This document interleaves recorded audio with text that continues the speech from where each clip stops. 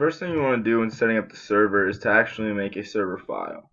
I created this file on my desktop and named it FTP folder as shown here. Next, the user should type in cmd into their Windows, and then this window would pop up, and here you would type in ipconfig.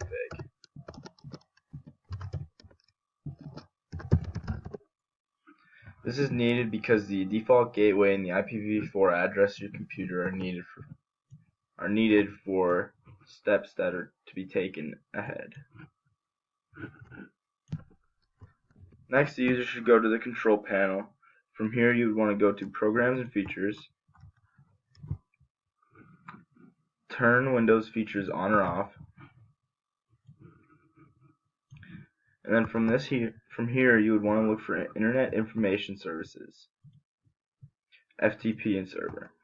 Originally, none of these will be checked, and you should first check Internet Information Services, and then click on FTP Services, and then FTP Extensibility to make sure that all of these are checked. Windows will automatically make the changes for you. Now you will go back to the Control Panel, Administrative Tools, and from here you're going to want Internet Information Services or ISS Manager. Once this pops up, you want to expand this and then go down to Sites and expand this. Normally there's just a default website, but since I already have my FTP server set up, I have this second site, which is my server. To create this, you want to actually right click on Sites, click on Add Website, or add FTP Site. FTP Site can just be anything. FTP Site.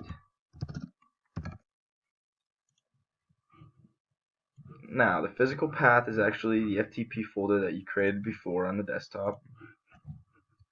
Next, the IP address should actually be the IP address of the computer that is being set up on.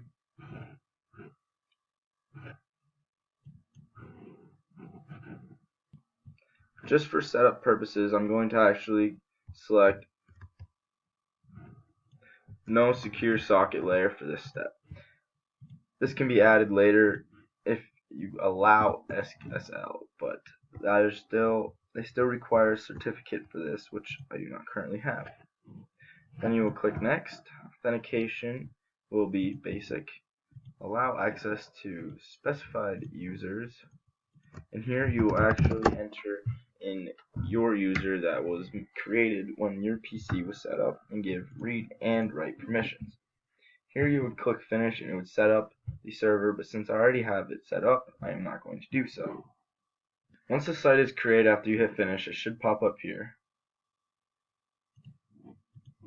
Once this is up and available, we need to change Windows Firewall so that we can allow it to access. So from here we will go to back to the control panel, which is already up, and I'll go to Windows Firewall. Currently I have Waterfall turned off completely to make sure to allow access, but you can allow just an app or a feature through Windows Firewall by going to this setting, change settings, and scrolling down until you actually find the FTP server, which I already have check marked. You want to make sure it's checked over here and over here for private and public. And here you will hit OK. An FTP user should now be created. So from here you will go to Settings, Accounts, Family and Other People, and you now add someone else to this PC without using a Microsoft account. As you can see, I currently already have FTP user created, so I do not need to do this step. The FTP user must have a password when it is created, or else you will not be able to sign into the FTP server. Now we will go to the new created site and go to FTP authorizations.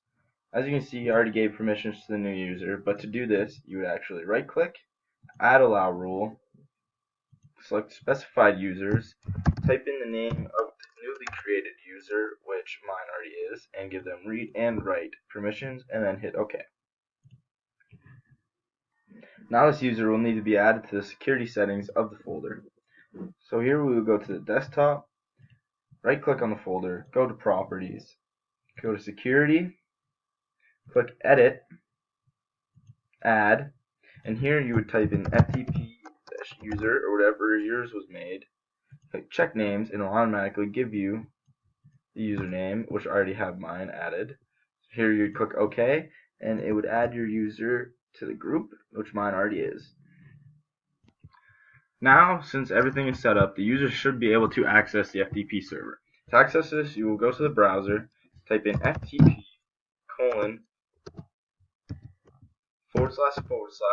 then type in the IP of the current computer being used. You will then have an authentication requirement, which you type in the username and password of the newly created FTP user. Click login and you should be able to access the FTP server.